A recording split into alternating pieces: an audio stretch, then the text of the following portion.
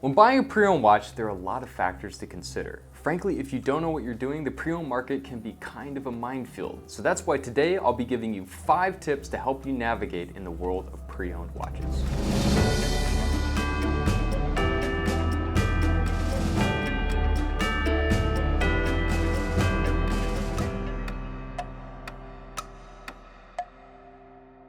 Hey guys, welcome back to the Shreve Crump and Low YouTube channel. I'm your host, Jack Tyler, and today we'll be talking about the process of buying a pre-owned timepiece. I picked out a few basic things to remember to make this process easy and honestly a lot more fun. Let's go ahead and jump into tip number 1, which is always buy the seller. This tip is number 1 because all the other tips I'm going to give you will relate back to this point. If you can't trust the seller, then you shouldn't really be buying the watch. It sounds simple, but let me give you a clear example. Let's say you're shopping for a Speedmaster and you stumble upon an eBay listing that looks really enticing.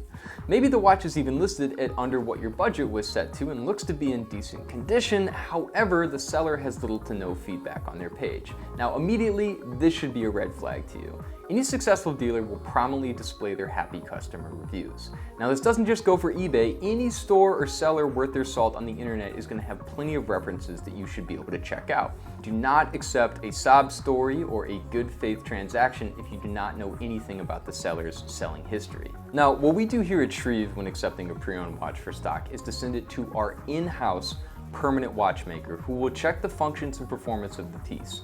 We then have the watch cleaned and examined by our watch experts to ensure the authenticity and condition of the watch. Once this is done, we take high-resolution images from all angles so the buyer can confidently inspect the piece for any signs of wear. These are all steps that any qualified seller should advertise when listing a watch for sale. A term that you might run into as a first-time watch buyer is the gray market. Now, the gray market essentially refers to any transaction of a watch outside of the realm of an authorized dealer or buying direct from the brand. These can often be really enticing deals because they may be offered at lower price points, but there are also a lot of pitfalls. So keep in mind that many watch dealers on the gray market might not even actually have the watch in possession that they're trying to sell to you. Make sure that you're able to converse clearly with the seller and obtain accurate images or even videos of the watch in question. And of course, we suggest that you go hands-on with the potential watch you're looking to buy, but that's not always possible. So it's best to have really good communication and know that the watch you're looking at buying is actually the watch that you're going to get. All right, now before we get into tip number 2, I'd like to go ahead and say a huge thank you to our 600 plus subscribers here on YouTube. Seriously, you have no idea how much we love making new content for you guys. So please drop us a like or comment on this video letting us know what you'd like to see featured next. Now that brings us to tip number 2, which is always do your homework. Doing your homework is probably the most important step when it comes to finding out what you actually want. If you've decided you want to buy a Submariner, then that's where your homework begins. There are countless references and variations of the Submariner, but it's up to you to figure out which one is the right fit for you and your budget. Are you more of a vintage person, or do you prefer the heft of a modern watch? But selecting the watch you want is just the beginning of your homework. Now that you know what watch you're even looking for, you have to know what to look for. When we buy watches from anywhere other than an authorized dealer, we run the risk of some of the components having been changed on that watch, which is not so obvious to tell. So not only do you have to make sure the watch you're looking at is authentic, but also that all the parts are original to that watch. This is particularly challenging if you don't have the right resources. Luckily, as watch collectors, we have a compendium of knowledge at our fingertips, and our best resources tend to be each other. So don't be afraid to join a forum or ask a few questions. It might end up saving you a lot of time and a heartache in the end. Now, your last piece of homework is to figure out what's a fair amount to pay. Based on previous sales and current listings, you can start to get a handle on how much you should expect to pay for a watch fairly. There are always going to be listings that are way above market value, but occasionally you can also find some that are under. The key to finding the right price is simply shopping around and staying firm on what you want to pay. Look at as many listings and examples as you can, because the more you see, the more clear it will be how much the watch should actually cost. Now that brings us to our third tip, which is be patient and also be willing to walk away. This tip may be one of the hardest ones to implement. We all tend to want to rush out and buy the watch that we've been researching and obsessing over, but this is exactly how a lot of buying mistakes are made. A common example of this can be that when we see a watch in the online press photos or on YouTube videos, we rush to order it and then find out too late that it's entirely too big or too small to fit on your wrist. Always keep an eye on the specifications of any watch you intend to purchase and be prepared to turn watches that you don't fit down. One will come along that will certainly fit you perfectly. Now, patience is essential in building a collection that you're actually going to wear and enjoy for years to come. The way that I look at it, you really shouldn't pull the trigger unless the watch meets all of your requirements, so don't settle.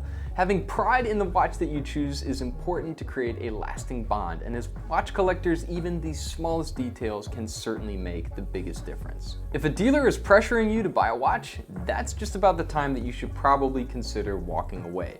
You should never feel rushed into a luxury purchase. Remember that you are not just paying for the watch, but you're also paying for the service.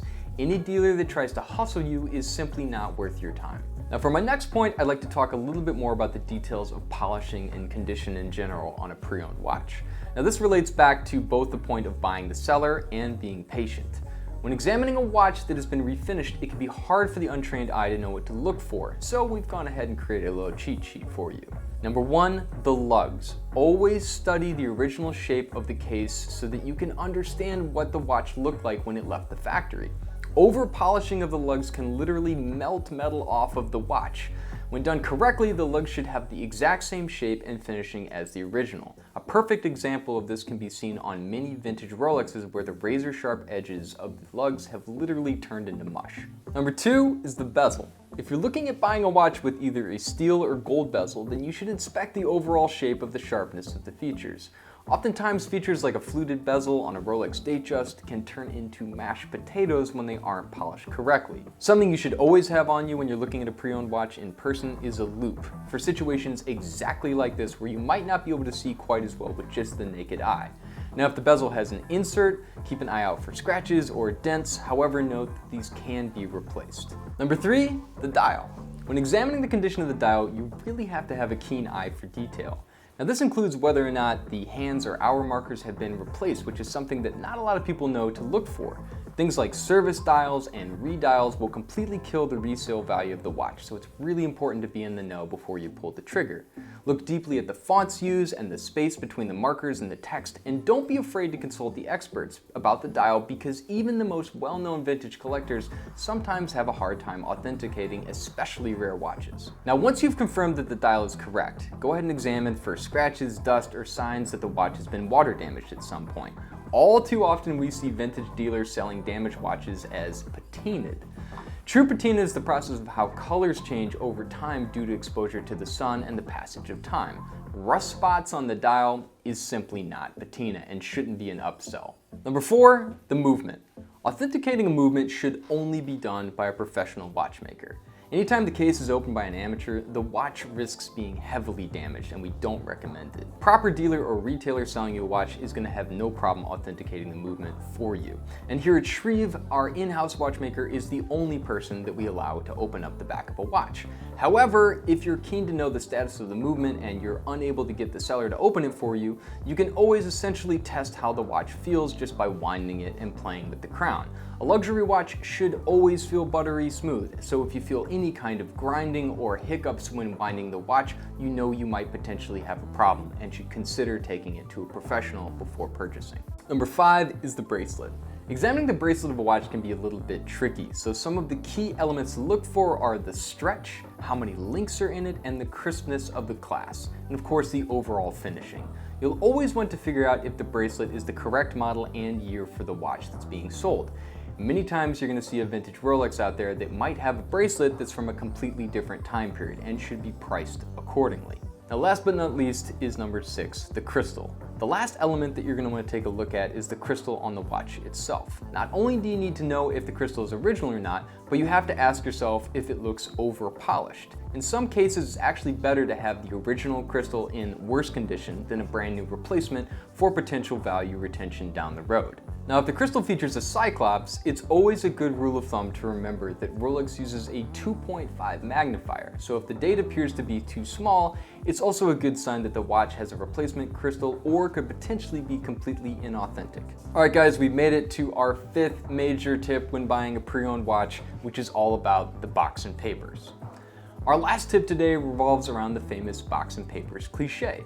Some of you may have heard that you should only be buying a used watch if it has its box and papers, but is that correct? Well, not exactly. So if you don't know what we're referring to, having the box and papers means all of the original packaging, the warranty card, the manual that would have come with the watch when purchased at an authorized dealer. Now, while obtaining the box and papers can certainly increase or decrease the selling price of a watch, it's important to remember that the box and papers alone cannot authenticate the watch or determine whether or not it's been stolen. If you have any concerns about the authenticity of the watch that you're looking at, always remember rule number 1, which is buy the seller and check their reputation. Now, sometimes the box and papers can tell a story of the journey of the watch. Other times, many vintage watches are actually paired with unoriginal boxes and paperwork just so that it can appear to be an original set, so always keep an eye out. Ultimately, you are going to wear the watch, not the box, so your real focus should be on the condition of the watch itself, not everything that comes with it. Now, the only time I think it's really important to ensure that you get the box and papers with a sale is if you're buying something super ultra rare or collectible, like a Paul Newman Daytona. Now, of course, it can be fun to obtain the original accoutrement when it comes to buying a watch, especially a vintage one, but in my opinion, it's not a make or break on the deal. This may be different for you, but for me, what matters about the watch is if it's authentic and if the condition is good and it's the right price. Alright guys, well that just about wraps it up for our 5 tips on buying a pre-owned watch. Now if you guys have any opinions or anything you think we missed, go ahead and do us a favor and leave a comment below, and if you haven't already, please hit subscribe. Once again, I'm your host, Jack Tyler, and thank you so much for spending a little time with us today.